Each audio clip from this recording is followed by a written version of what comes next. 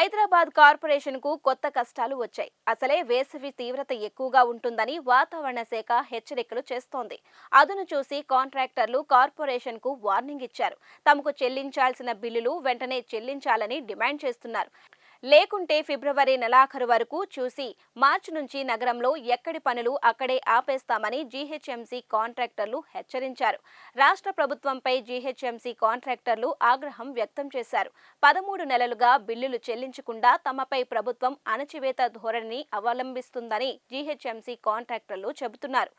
Greater హైదరాబాద్లో ఎన్నికల సమయంలో చేసిన పనులకు మలక్పేట నియోజకవర్గం మినగా మిగతా 14 నియోజకవర్గాల్లో బిల్లులు ఆపేశారని జీహెచ్ఎంసీ కాంట్రాక్టర్లు అసహనం వ్యక్తం చేస్తున్నారు. ఈ విషయంపై ముఖ్యమంత్రి రేవంత్ రెడ్డిని కలిసేందుకు ప్రయత్నించినప్పటికీ కాంట్రాక్టర్లు పేరు ఎత్తగానే అధికారులు మండిపడుతున్నారని జీహెచ్ఎంసీ కాంట్రాక్టర్లు వాపోయారు.